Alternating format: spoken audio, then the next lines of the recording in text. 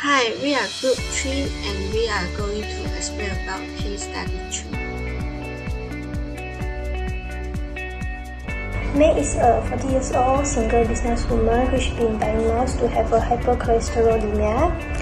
Hypercholesterolemia in simple is the higher level of cholesterol in blood, while the untreated high cholesterol will increase the risk of heart problems, heart disease and cardiovascular problems. And hypercholesterolemia is mainly caused by eating fatty foods, not enough exercising, being overweight, and also smoking, drinking alcohol, and this can also be run in a family genes. Next is nutrition care process. So for the first one is assessment. So the part A is anthropometry measurement. So May has 66.4 kg and 155 cm. So to calculate the BMI, body mass index, so we use the weight to divide by height, so we get 26.6, which is considered overweight. For the next part is biochemical data. So for plasma glucose, fasting blood sugar for May is 5.7 millimole per liter, which is slightly higher than the normal range. The random blood sugar for May is 7.4 millimole per liter, is normal because it is in the range which is less than 7.5 millimole per liter. So next one is serum lipid profile. So for the triglyceride, the May have 1.68 millimole per liter, which is in normal range because it is lesser than 1.7 millimole per liter. For total cholesterol, May obtain 5.83 millimoles per liter, which is slightly higher than the normal range, which is more than 5.17 millimole per liter. For the HDL, May get 1.5 millimole per liter, which is slightly lower than the normal range because it is lesser than 1.6 millimole per liter. For the LDL, May get 3.56 millimole per liter, which is slightly higher than the normal range, which is more than 2.59 millimole per liter. So for the last one is blood pressure. So the blood pressure of May is normal range. So the next part is clinical data. So May diagnosed with hypercholesterolemia and she also has family history where her father has hypertension, type 2 diabetes mellitus and stroke.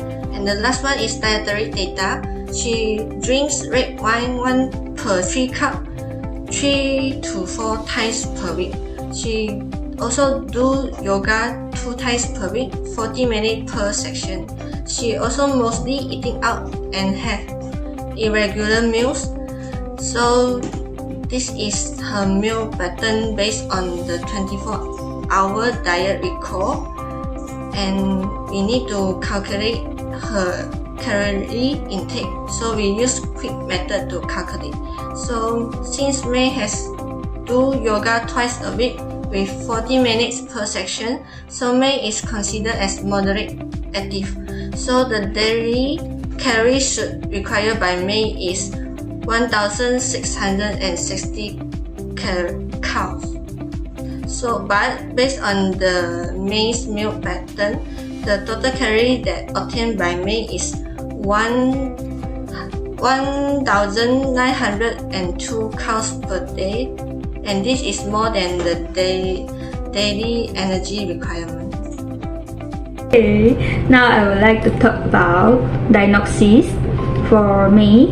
So May have an excessive alcohol intake related to the lack of value for behavioral change as evidenced by patient's diet history of alcohol intake 3 to 4 times per week, about 1 per 3 cup per time.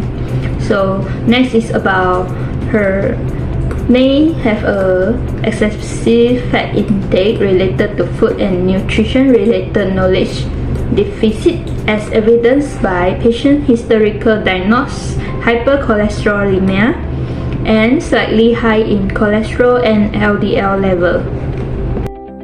Next, May has the excessive energy intake related to food and nutrition related knowledge deficit as evidenced by patient's diet history, excess daily calorie intake, and BMI of 26.6 since she already took more than 4 to 5 servings of the carbo.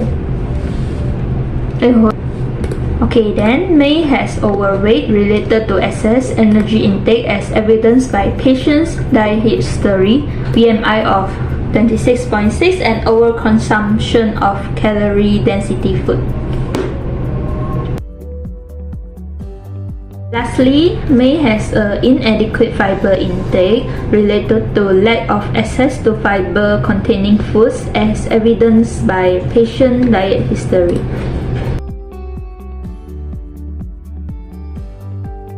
For the intervention of diagnosis 1, which is excessive alcohol intake, May must limit alcohol intake to moderate and safe range. U.S. Department of Health and Human Services state that the recommendation for alcohol consumption for women is typically up to 1 drink per day. Besides, we must implement nutrition counseling and education program to manage the disease. For next intervention for excessive fat intake, we need to emphasize May about the importance of consuming healthy fats like monounsaturated and polyunsaturated fats that found in olive oil, avocados, and fatty fish. Furthermore, May also need to limit saturated and trans fat that mostly found in fried foods or processed snacks.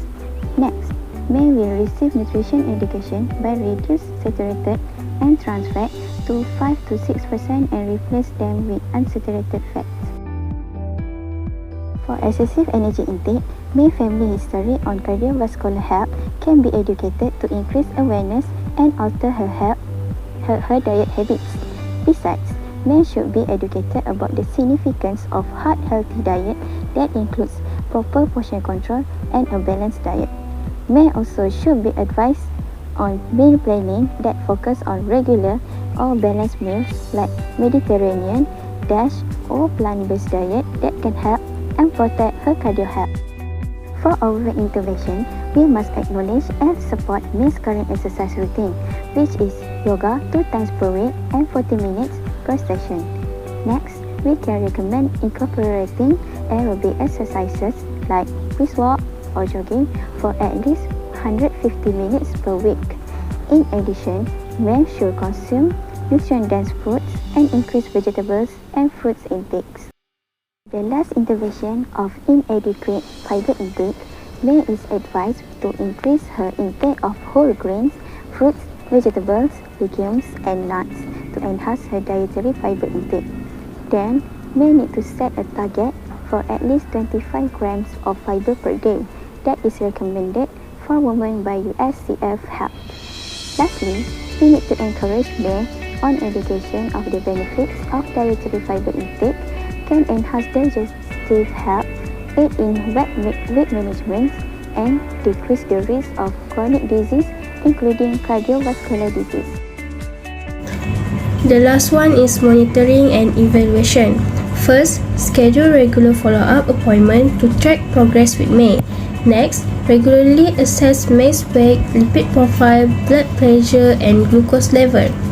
Next, evaluate dietary adherence and make adjustment to the nutrition care plan based on ongoing assessments and feedback from May. And monitor changes in physical activity and provide support as required. The last one, encourage open communication is address any challenges or concern may have. Next, we are going to design a meal plan for May. So first, we need to calculate the BMI for May, and the May BMI is 26.6, which is considered as obesity. So next, we calculate the energy requirement for May using quick method. So the total energy requirement for May is 1,660 calories. So next one, we need to calculate the percentage of energy distribution for May. So based on the result, the May has 60% for carbohydrate, 15% for protein, and 25% for fat. Next, the food distribution has been complete based on the percentage of energy distribution calculated on table 4.1. So the milk has 2 exchanges, fruit, cereals, veggie has 4 exchanges, meat and fish has 1 exchange, fat has 6 exchanges, legumes has half exchange, and sugar have 1 exchange.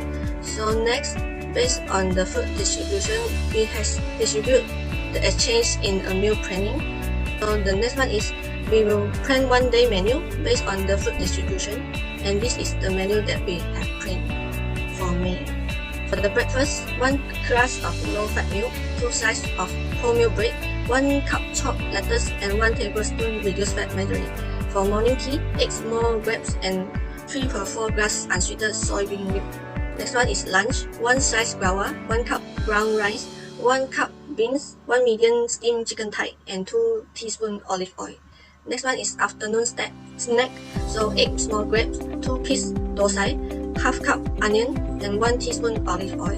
And next one is dinner, so 1 slice watermelon, 1 cup brown rice, 1 cup broccoli, 1 medium karashi fish, 1 teaspoon olive oil, and the last one is supper, is 1 cup soybean milk.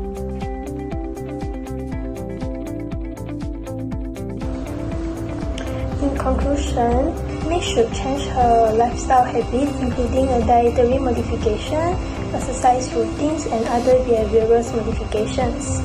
She could increase her physical activities to 150 minutes while apply DASH and Mediterranean or plant-based diets, which increase the dietary fibers in the meal, and she should also limit alcohol intake.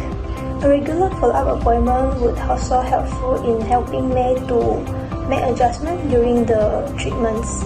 That's all from us. Thank you.